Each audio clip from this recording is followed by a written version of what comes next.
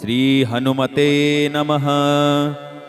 अथ श्री हनुमत रक्षा स्तोत्रम्। प्रणम्य श्री गणेशं च श्रीरामं मारुतिं तथा रक्षामिमां पठेत् प्राज्ञः श्रद्धा भक्ति समन्वितः। शिरो मे हनुमान् पातु भालं पवननन्दनः आञ्जनेयो दृशो पातु रामचन्द्रप्रियश्रुति। घ्राणं पातु महावीरो मुखं लक्ष्मणप्राणदः जिह्वां मनोजवः पातु कण्ठं पातु जितेन्द्रियः। स्कन्धौ महाबली पातु भुजौ सङ्कटमोचनः करौ विश्वम्भरः पातु हृदयं सर्वशक्तिमान्। मध्यं पातु महातेजाः नाभिं सागरलङ्घनः रामदूतः कटी पातु शक्तिनी राक्षसेन्द्रजित्। ऊरुपुच्छबलः पातु भीमगर्वापहारकः जानुनी श्रीप्रदः पातु जङ्घे लङ्काप्रदाहकः। पादौ श्रीरामभक्तश्च सूर्यमण्डलभक्ष्यकः हनुमान् पातु मे कायं मकरध्वजजन्मदः। एतां रुद्रबलोपेतां रक्षां यः सुकृती पठेत् स दीर्घायु सुखी पुत्री बलवान् बुद्धिमान् भवेत्। स दीर्घायु सुखी पुत्री बलवान् बुद्धिमान् भवेत्। इति श्री हनुमत रक्षा स्तोत्रम्। श्री हनुमते नमः। अथ श्री हनुमत अष्टोत्तर शतनामावलिः। ॐ आञ्जनेयाय नमः। ॐ महावीराय नमः। ॐ हनुमते नमः। ॐ मारुतात्मजाय नमः। ॐ तत्त्वज्ञानप्रदाय नमः। ॐ सीतादेवी मुद्राप्रदायकाय नमः। ॐ अशोकवनकाक्षेत्रे नमः। ॐ सर्वमायाविभञ्जनाय नमः। ॐ सर्वबन्धविमोक्त्रे नमः। ॐ रक्षोविध्वंसकाराय नमः। ॐ परविद्यापरिहाराय नमः। ॐ परशौर्यविनाशनाय नमः। ॐ परमन्त्रनिराकर्त्रे नमः। ॐ परयन्त्रप्रभेदकाय नमः। ॐ सर्वग्रहविनाशिने नमः। ॐ भीमसेनाय नमः। ॐ भीमसेनसहायकृते नमः। ॐ सर्वदुःखहराय नमः। ॐ सर्वलोकचारिणे नमः। ॐ मनोजवाय नमः। ॐ पारिजातद्रुमूलस्थाय नमः। ॐ सर्वमन्त्रस्वरूपवते नमः। ॐ सर्वतन्त्रस्वरूपिणे नमः। ॐ सर्वयन्त्रात्मकाय नमः। ॐ कपीश्वराय नमः। ॐ महाकायाय नमः। ॐ सर्वरोगहराय नमः। ॐ प्रभवे नमः। ॐ बलसिद्धिकराय नमः। ॐ सर्वविद्यासम्पत्तिप्रदायकाय नमः। ॐ कपिसेनानायकाय नमः। ॐ भविष्यचतुराननाय नमः। ॐ कुमारब्रह्मचारिणे नमः। ॐ रत्नकुण्डलदीप्तिमते नमः। ॐ चञ्चलद्वालसन्नद्धलम्बमानसिखोज्ज्वलाय नमः। ॐ गन्धर्वविद्यातत्त्वाय नमः। ॐ महाबलपराक्रमाय नमः। ॐ काराग्रहविमोक्त्रे नमः। ॐ शृङ्खलाबन्धमोचकाय नमः। ॐ सागरोत्तारणाय नमः। ॐ प्राज्ञाय नमः। ॐ रामदूताय नमः। ॐ प्रतापवते नमः। ॐ वानराय नमः। ॐ केसरीसुताय नमः। ॐ सीताशोकनिवारकाय नमः। ॐ अञ्जनागर्भसम्भूताय नमः। ॐ बालार्कसदृशाननाय नमः। ॐ विभीषणप्रियकराय नमः। ॐ दशग्रीवकुलान्तकाय नमः। ॐ लक्ष्मणप्राणदात्रे नमः। ॐ वज्रकायाय नमः।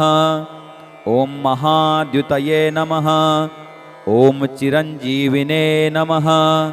ॐ रामभक्ताय नमः। ॐ दैत्यकार्यविघातकाय नमः। ॐ अक्षहन्त्रे नमः। ॐ काञ्चनाभाय नमः।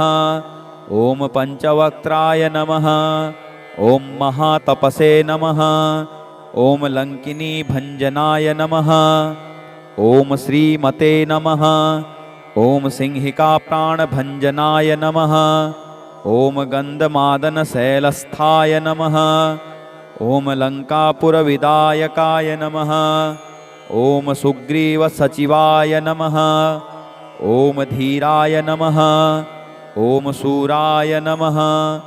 ॐ दैत्यकुलान्तकाय नमः। ॐ सुरार्चिताय नमः। ॐ महातेजसे नमः। ॐ रामचूडामणिप्रदायकाय नमः। ॐ कामरूपिणे नमः। ॐ पिङ्गलाक्षाय नमः। ॐ वार्धिमेनाकपूजिताय नमः। ॐ कबलीकृतमार्ताण्डमण्डलाय नमः। ॐ विजितेन्द्रियाय नमः। ॐ रामसुग्रीवसन्धात्रे नमः। ॐ महारावणमर्दनाय नमः। ॐ स्फटिकाभाय नमः। ॐ वागधीशाय नमः। ॐ नवव्याकृतपण्डिताय नमः। ॐ चतुर्बाहवे नमः। ॐ दीनबन्धुराय नमः। ॐ मायात्मने नमः। ॐ भक्तवत्सलाय नमः। ॐ सञ्जीवननगायार्थाय नमः। ॐ शुचये नमः। ॐ वाग्मिने नमः। ॐ दृढव्रताय नमः। ॐ कालनेमिप्रमथनाय नमः। ॐ हरिमर्कटमर्कटाय नमः। ॐ दान्ताय नमः। ॐ शान्ताय नमः। ॐ प्रसन्नात्मने नमः। ॐ शतकण्ठमुदापहर्त्रे नमः। ॐ योगिने नमः। ॐ रामकथालोलाय नमः। ॐ सीतान्वेषणपण्डिताय नमः। ॐ वज्रधनुष्टाय नमः। ॐ वज्रनखाय नमः। ॐ रुद्रवीर्यसमुद्भवाय नमः। ॐ इन्द्रजितप्रहितामोघब्रह्मास्त्रविनिवारकाय नमः। ॐ पार्थध्वजाग्रसंवासिने नमः। ॐ सरपञ्जरभेदकाय नमः। ॐ दशबाहवे नमः। ॐ लोकपूज्याय नमः। ॐ जाम्बवतप्रीतिवर्धनाय नमः। ॐ सीतासमेत श्रीरामपाद सेवाधुरन्धराय नमः। ॐ श्री सीताराम लक्ष्मणाभ्यां नमः। ॐ श्री हनुमते नमः। इति श्री हनुमत अष्टोत्तर शतनामावलिः। अथ श्री हनुमत रक्षास्तोत्रम्। प्रणम्य श्रीगणेशं च श्रीरामं मारुतिं तथा रक्ष्यामि मां पठेत् प्राज्ञः श्रद्धाभक्तिसमन्वितः। शिरो मे हनुमान् पातु भालं पवननन्दनः। आञ्जनेयो दृशो पातु रामचन्द्रप्रियश्रुति। घ्राणं पातु महावीरो मुखं लक्ष्मणप्राणदः। जिह्वां मनोजवः पातु कण्ठं पातु जितेन्द्रियः। स्कन्धौ महाबली पातु भुजौ सङ्कटमोचनः। करौ विश्वम्भरः पातु हृदयं सर्वशक्तिमान्। मध्यं पातु महातेजाः नाभिं सागरलङ्घनः। रामदूतः कटी पातु शक्तिनी राक्षसेन्द्रजित्। ऊरुपुच्छबलः पातु भीमगर्वापहारकः। जानुनी श्रीप्रदः पातु जङ्घे लङ्काप्रदाहकः पादौ श्रीरामभक्तश्च सूर्यमण्डलभक्ष्यकः हनुमान् पातु मे कायं मकरध्वजजन्मदः एतां रुद्रबलोपेतां रक्ष्यां यः सुकृती पठेत् स दीर्घायु सुखी पुत्री बलवान् बुद्धिमान् भवेत् स दीर्घायु सुखी पुत्री बलवान् बुद्धिमान् भवेत् इति श्री हनुमतरक्षास्तोत्रम्। श्री हनुमते नमः। अथ श्री हनुमत अष्टोत्तर शतनामावलिः। ॐ आञ्जनेयाय नमः। ॐ महावीराय नमः। ॐ हनुमते नमः।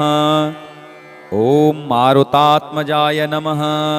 ॐ तत्त्वज्ञानप्रदाय नमः। ॐ सीतादेवी मुद्राप्रदायकाय नमः। ॐ अशोकवनकाक्षेत्रे नमः। ॐ सर्वमायाविभञ्जनाय नमः। ॐ सर्वबन्धविमोक्त्रे नमः। ॐ रक्षोविध्वंसकाराय नमः। ॐ परविद्यापरिहाराय नमः। ॐ परशौर्यविनाशनाय नमः। ॐ परमन्त्रनिराकर्त्रे नमः। ॐ परयन्त्रप्रभेदकाय नमः। ॐ सर्वग्रहविनाशिने नमः। ॐ भीमसेनाय नमः। ॐ भीमसेनसहायकृते नमः। ॐ सर्वदुःखहराय नमः। ॐ सर्वलोकचारिणे नमः। ॐ मनोजवाय नमः। ॐ पारिजातद्रुमूलस्थाय नमः। ॐ सर्वमन्त्रस्वरूपवते नमः। ॐ सर्वतन्त्रस्वरूपिणे नमः। ॐ सर्वयन्त्रात्मकाय नमः। ॐ कपीश्वराय नमः। ॐ महाकायाय नमः। ॐ सर्वरोगहराय नमः। ॐ प्रभवे नमः। ॐ बलसिद्धिकराय नमः। ॐ सर्वविद्यासम्पत्तिप्रदायकाय नमः। ॐ कपिसेनानायकाय नमः। ॐ भविष्यचतुराननाय नमः। ॐ कुमारब्रह्मचारिणे नमः। ॐ रत्नकुण्डलदीप्तिमते नमः। ॐ चञ्चलद्वालसन्नद्धलम्बमानसिखोज्ज्वलाय नमः। ॐ गन्धर्वविद्यातत्त्वाय नमः। ॐ महाबलपराक्रमाय नमः। ॐ कारागृहविमोक्त्रे नमः। ॐ शृङ्खलाबन्धमोचकाय नमः। ॐ सागरोत्तारणाय नमः। ॐ प्राज्ञाय नमः। ॐ रामदूताय नमः। ॐ प्रतापवते नमः। ॐ वानराय नमः। ॐ केसरीसुताय नमः। ॐ सीताशोकनिवारकाय नमः। ॐ अञ्जनागर्भसम्भूताय नमः। ॐ बालार्कसदृशाननाय नमः। ॐ विभीषणप्रियकराय नमः। ॐ दशग्रीवकुलान्तकाय नमः। ॐ लक्ष्मणप्राणदात्रे नमः। ॐ वज्रकायाय नमः। ॐ महाद्युतये नमः। ॐ चिरञ्जीविने नमः। ॐ रामभक्ताय नमः। ॐ दैत्यकार्यविघातकाय नमः। ॐ अक्षहन्त्रे नमः। ॐ काञ्चनाभाय नमः। ॐ पञ्चवक्त्राय नमः। ॐ महातपसे नमः। ॐ लङ्किनीभञ्जनाय नमः। ॐ श्रीमते नमः। ॐ सिंहिकाप्राणभञ्जनाय नमः। ॐ गन्धमादनशैलस्थाय नमः।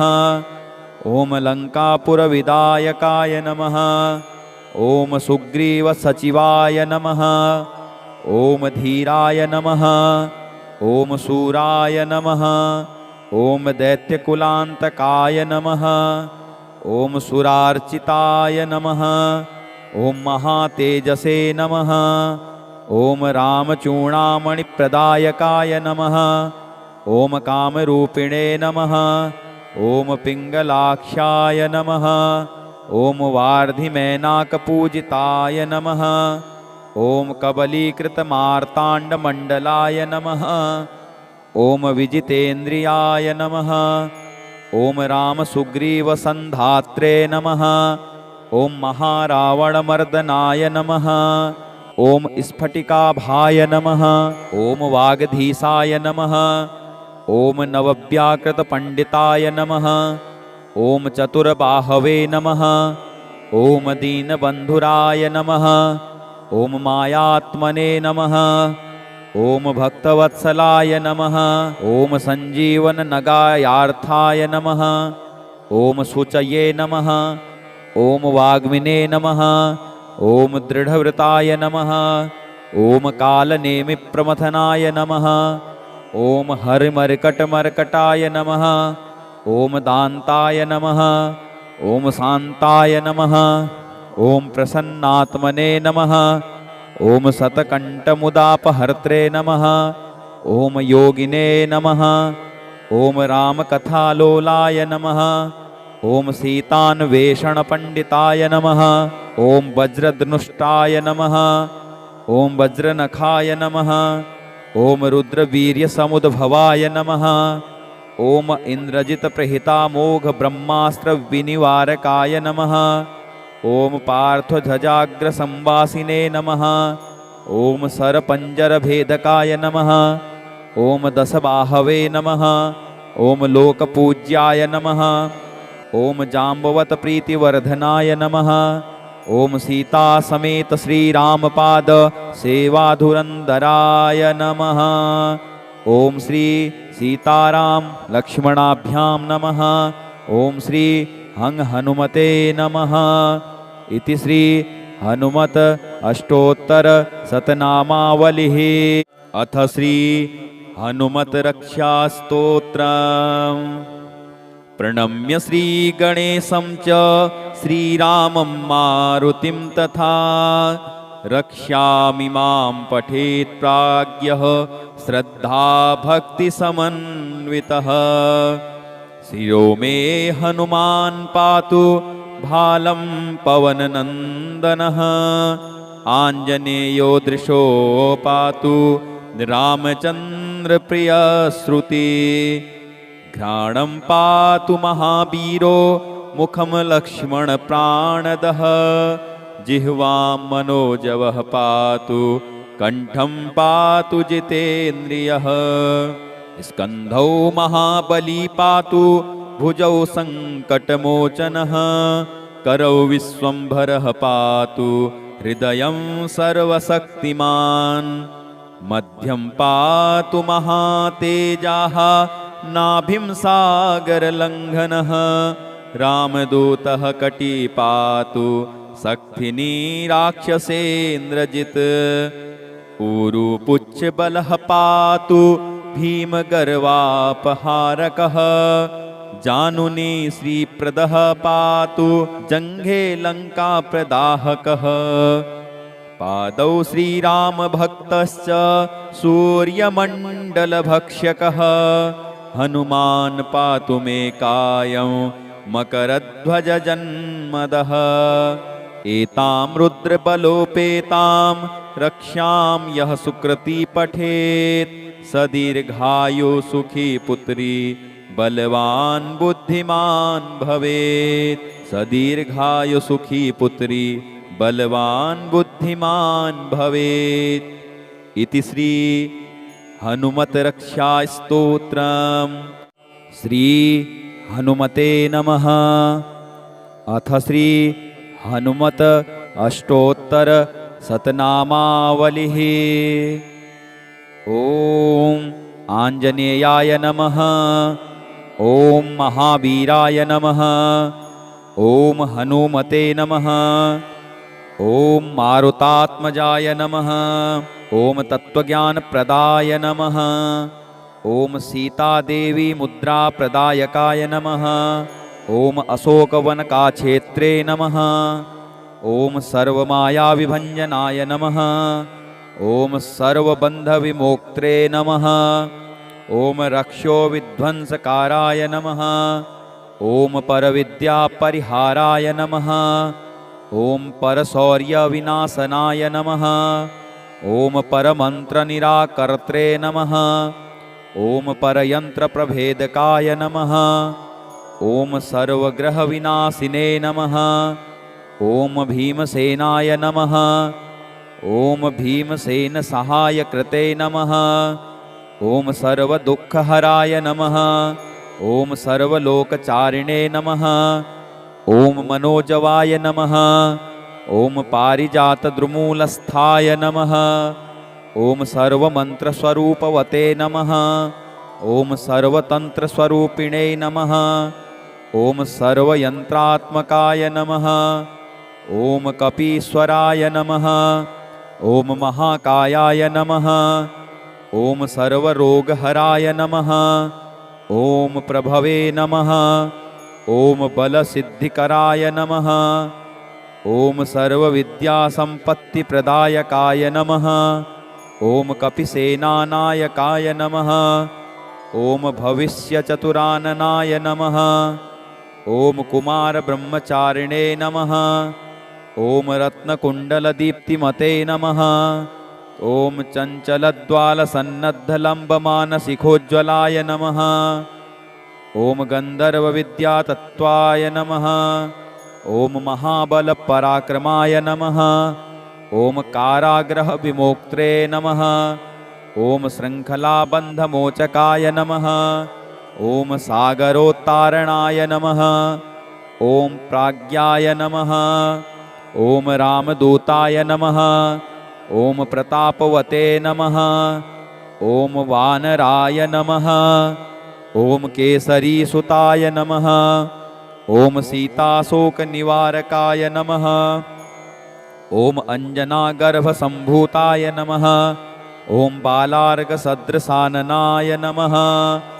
ॐ विभीषणप्रियकराय नमः। ॐ दशग्रीवकुलान्तकाय नमः। ॐ लक्ष्मणप्राणदात्रे नमः। ॐ वज्रकायाय नमः। ॐ महाद्युतये नमः। ॐ चिरञ्जीविने नमः। ॐ रामभक्ताय नमः। ॐ दैत्यकार्यविघातकाय नमः। ॐ अक्षहन्त्रे नमः।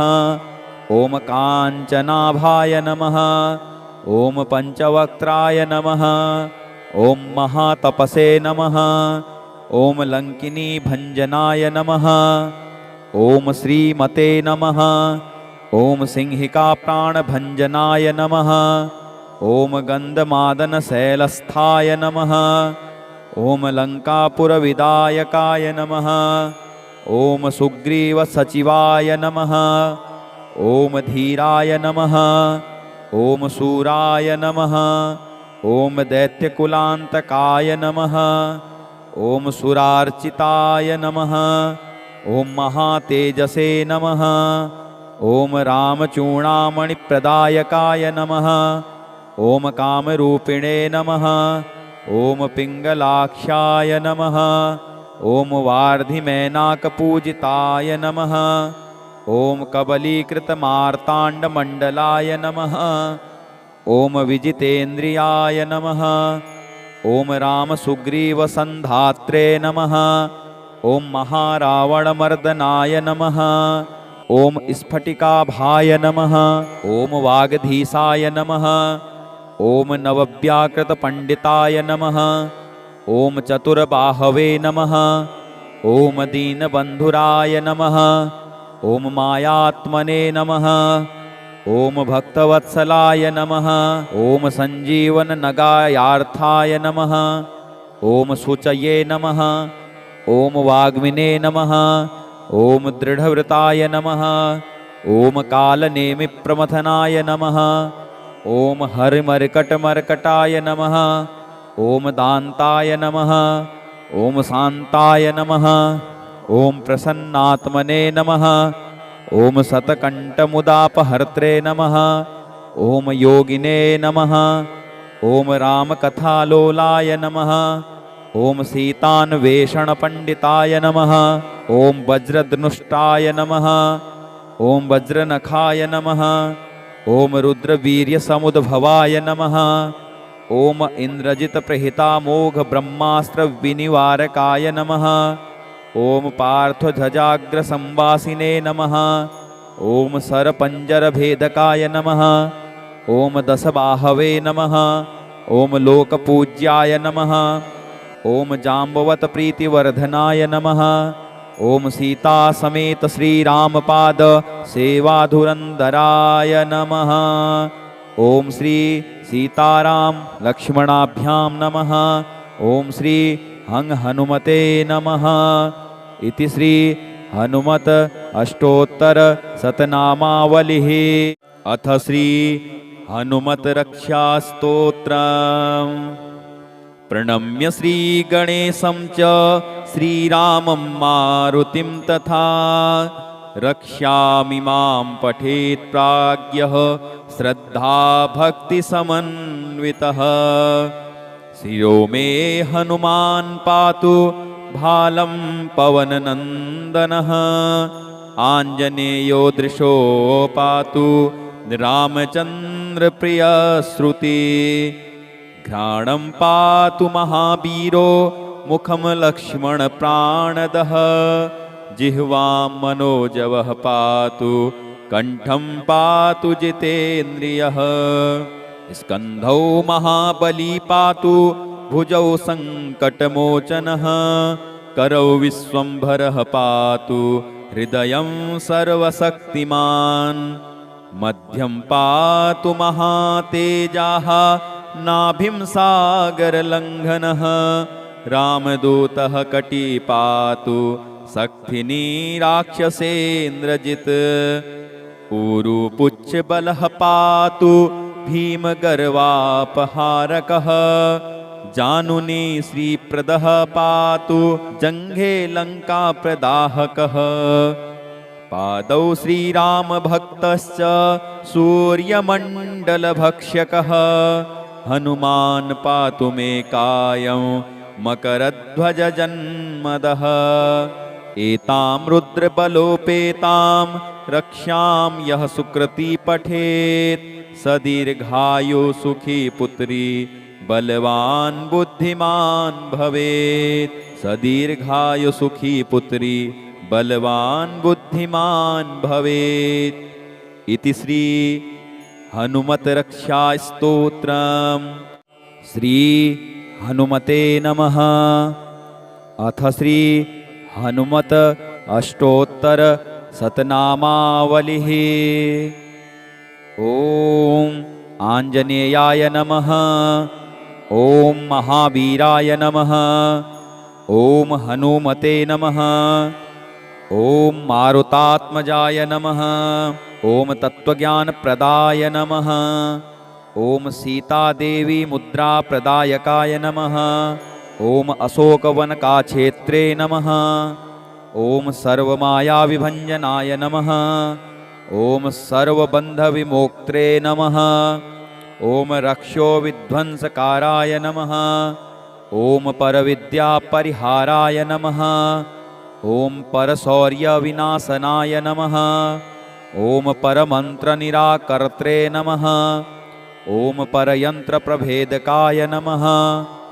ॐ सर्वग्रहविनाशिने नमः। ॐ भीमसेनाय नमः। ॐ भीमसेनसहायकृते नमः। ॐ सर्वदुःखहराय नमः। ॐ सर्वलोकचारिणे नमः। ॐ मनोजवाय नमः। ॐ पारिजातद्रुमूलस्थाय नमः। ॐ सर्वमन्त्रस्वरूपवते नमः। ॐ सर्वतन्त्रस्वरूपिणे नमः। ॐ सर्वयन्त्रात्मकाय नमः। ॐ कपीश्वराय नमः। ॐ महाकायाय नमः। ॐ सर्वरोगहराय नमः। ॐ प्रभवे नमः। ॐ बलसिद्धिकराय नमः। ॐ सर्वविद्यासम्पत्तिप्रदायकाय नमः। ॐ कपिसेनानायकाय नमः। ॐ भविष्यचतुराननाय नमः। ॐ कुमारब्रह्मचारिणे नमः। ॐ रत्नकुण्डलदीप्तिमते नमः। ॐ चञ्चलद्वालसन्नद्धलम्बमानसिखोज्ज्वलाय नमः। ॐ गन्धर्वविद्यातत्त्वाय नमः।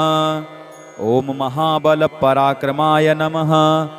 ॐ कारागृहविमोक्त्रे नमः। ॐ शृङ्खलाबन्धमोचकाय नमः। ॐ सागरोत्तारणाय नमः। ॐ प्राज्ञाय नमः। ॐ रामदूताय नमः। ॐ प्रतापवते नमः। ॐ वानराय नमः। ॐ केसरीसुताय नमः। ॐ सीताशोकनिवारकाय नमः। ॐ अञ्जनागर्भसम्भूताय नमः। ॐ बालार्कसदृशाननाय नमः। ॐ विभीषणप्रियकराय नमः। ॐ दशग्रीवकुलान्तकाय नमः। ॐ लक्ष्मणप्राणदात्रे नमः। ॐ वज्रकायाय नमः। ॐ महाद्युतये नमः। ॐ चिरञ्जीविने नमः। ॐ रामभक्ताय नमः। ॐ दैत्यकार्यविघातकाय नमः। ॐ अक्षहन्त्रे नमः। ॐ काञ्चनाभाय नमः। ॐ पञ्चवक्त्राय नमः। ॐ महातपसे नमः। ॐ लङ्किनीभञ्जनाय नमः। ॐ श्रीमते नमः। ॐ सिंहिकाप्राणभञ्जनाय नमः। ॐ गन्धमादनशैलस्थाय नमः। ॐ लङ्कापुरविदायकाय नमः। ॐ सुग्रीवसचिवाय नमः। ॐ धीराय नमः। ॐ शूराय नमः। ॐ दैत्यकुलान्तकाय नमः। ॐ सुरार्चिताय नमः। ॐ महातेजसे नमः।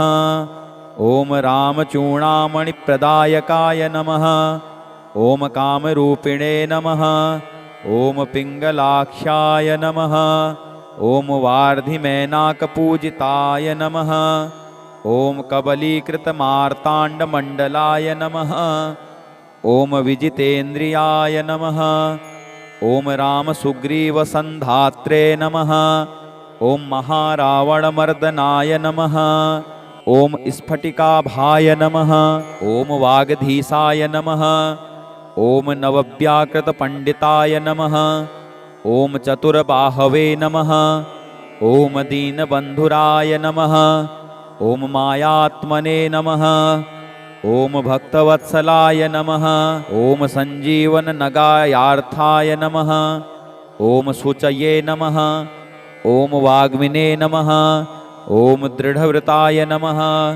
ॐ कालनेमिप्रमथनाय नमः। ॐ हरिमर्कटमर्कटाय नमः। ॐ दान्ताय नमः। ॐ शान्ताय नमः। ॐ प्रसन्नात्मने नमः। ॐ शतकण्ठमुदापहर्त्रे नमः। ॐ योगिने नमः। ॐ रामकथालोलाय नमः। ॐ सीतान्वेषणपण्डिताय नमः। ॐ वज्रधनुष्टाय नमः। ॐ वज्रनखाय नमः। ॐ रुद्रवीर्यसमुद्भवाय नमः। ॐ इन्द्रजितप्रहितामोघब्रह्मास्त्रविनिवारकाय नमः। ॐ पार्थध्वजाग्रसंवासिने नमः। ॐ सरपञ्जरभेदकाय नमः। ॐ दशबाहवे नमः। ॐ लोकपूज्याय नमः। ॐ जाम्बवतप्रीतिवर्धनाय नमः। ॐ सीतासमेत श्रीरामपाद सेवाधुरन्धराय नमः। ॐ श्री सीताराम लक्ष्मणाभ्यां नमः। ॐ श्री हनुमते नमः। इति श्री हनुमत अष्टोत्तर शतनामावलिः। अथ श्री हनुमत रक्षास्तोत्रम्। प्रणम्य श्रीगणेशं च श्रीरामं मारुतिं तथा रक्ष्यामि मां पठेत् प्राज्ञः श्रद्धाभक्तिसमन्वितः। शिरो मे हनुमान् पातु भालं पवननन्दनः।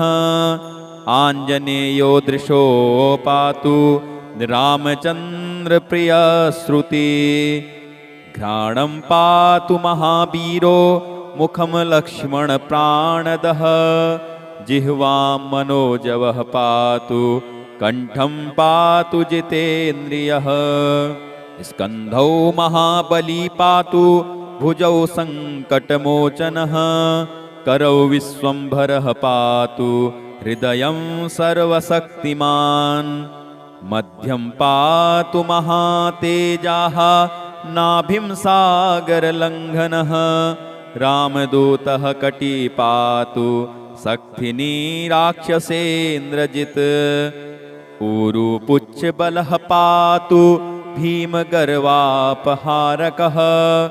जानुनी श्रीप्रदः पातु जङ्घे लङ्काप्रदाहकः पादौ श्रीरामभक्तश्च सूर्यमण्डलभक्ष्यकः हनुमान् पातु मे कायं मकरध्वजजन्मदः एतां रुद्रबलोपेतां रक्षां यः सुकृती पठेत् स दीर्घायु सुखी पुत्री बलवान् बुद्धिमान् भवेत् स दीर्घायु सुखी पुत्री बलवान् बुद्धिमान् भवेत् इति श्री हनुमतरक्षास्तोत्रम्।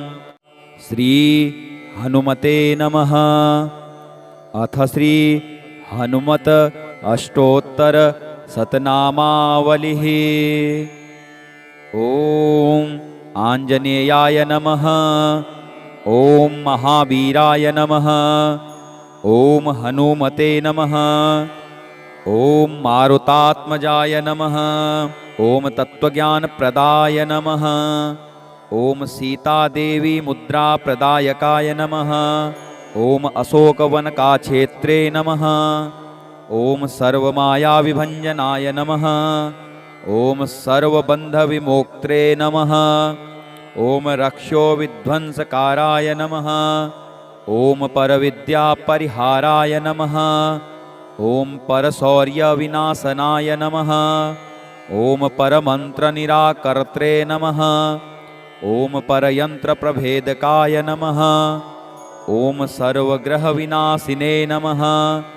ॐ भीमसेनाय नमः। ॐ भीमसेनसहायकृते नमः। ॐ सर्वदुःखहराय नमः। ॐ सर्वलोकचारिणे नमः। ॐ मनोजवाय नमः। ॐ पारिजातद्रुमूलस्थाय नमः। ॐ सर्वमन्त्रस्वरूपवते नमः। ॐ सर्वतन्त्रस्वरूपिणे नमः। ॐ सर्वयन्त्रात्मकाय नमः। ॐ कपीश्वराय नमः। ॐ महाकायाय नमः। ॐ सर्वरोगहराय नमः। ॐ प्रभवे नमः। ॐ बलसिद्धिकराय नमः। ॐ सर्वविद्यासम्पत्तिप्रदायकाय नमः। ॐ कपिसेनानायकाय नमः। ॐ भविष्यचतुराननाय नमः। ॐ कुमारब्रह्मचारिणे नमः। ॐ रत्नकुण्डलदीप्तिमते नमः। ॐ चञ्चलद्वालसन्नद्धलम्बमानसिखोज्ज्वलाय नमः। ॐ गन्धर्वविद्यातत्त्वाय नमः। ॐ महाबलपराक्रमाय नमः। ॐ कारागृहविमोक्त्रे नमः। ॐ शृङ्खलाबन्धमोचकाय नमः। ॐ सागरोत्तारणाय नमः। ॐ प्राज्ञाय नमः। ॐ रामदूताय नमः। ॐ प्रतापवते नमः। ॐ वानराय नमः। ॐ केसरीसुताय नमः। ॐ सीताशोकनिवारकाय नमः। ॐ अञ्जनागर्भसम्भूताय नमः। ॐ बालार्कसदृशाननाय नमः। ॐ विभीषणप्रियकराय नमः। ॐ दशग्रीवकुलान्तकाय नमः। ॐ लक्ष्मणप्राणदात्रे नमः। ॐ वज्रकायाय नमः। ॐ महाद्युतये नमः। ॐ चिरञ्जीविने नमः। ॐ रामभक्ताय नमः। ॐ दैत्यकार्यविघातकाय नमः। ॐ अक्षहन्त्रे नमः। ॐ काञ्चनाभाय नमः। ॐ पञ्चवक्त्राय नमः। ॐ महातपसे नमः। ॐ लङ्किनीभञ्जनाय नमः। ॐ श्रीमते नमः। ॐ सिंहिकाप्राणभञ्जनाय नमः। ॐ गन्धमादनशैलस्थाय नमः। ॐ लङ्कापुरविदायकाय नमः। ॐ सुग्रीवसचिवाय नमः। ॐ धीराय नमः। ॐ शूराय नमः। ॐ दैत्यकुलान्तकाय नमः। ॐ सुरार्चिताय नमः। ॐ महातेजसे नमः। ॐ रामचूडामणिप्रदायकाय नमः। ॐ कामरूपिणे नमः। ॐ पिङ्गलाक्षाय नमः। ॐ वार्धिमेनाकपूजिताय नमः। ॐ कबलीकृतमार्ताण्डमण्डलाय नमः। ॐ विजितेन्द्रियाय नमः। ॐ रामसुग्रीवसन्धात्रे नमः। ॐ महारावणमर्दनाय नमः। ॐ स्फटिकाभाय नमः। ॐ वागधीसाय नमः। ॐ नवव्याकृतपण्डिताय नमः। ॐ चतुर्बाहवे नमः। ॐ दीनबन्धुराय नमः। ॐ मायात्मने नमः। ॐ भक्तवत्सलाय नमः। ॐ सञ्जीवननगायार्थाय नमः। ॐ शुचये नमः। ॐ वाग्मिने नमः। ॐ दृढव्रताय नमः। ॐ कालनेमिप्रमथनाय नमः। ॐ हरिमर्कटमर्कटाय नमः। ॐ दान्ताय नमः। ॐ शान्ताय नमः। ॐ प्रसन्नात्मने नमः। ॐ शतकण्ठमुदापहर्त्रे नमः। ॐ योगिने नमः। ॐ रामकथालोलाय नमः। ॐ सीतान्वेषणपण्डिताय नमः। ॐ वज्रधनुष्टाय नमः। ॐ वज्रनखाय नमः। ॐ रुद्रवीर्यसमुद्भवाय नमः। ॐ इन्द्रजितप्रहितामोघब्रह्मास्त्रविनिवारकाय नमः। ॐ पार्थध्वजाग्रसंवासिने नमः। ॐ सरपञ्जरभेदकाय नमः। ॐ दशबाहवे नमः। ॐ लोकपूज्याय नमः। ॐ जाम्बवतप्रीतिवर्धनाय नमः। ॐ सीतासमेत श्रीरामपाद सेवाधुरन्धराय नमः। ॐ श्री सीताराम लक्ष्मणाभ्यां नमः। ॐ श्री हनुमते नमः। इति श्री हनुमत अष्टोत्तर शतनामावलिः।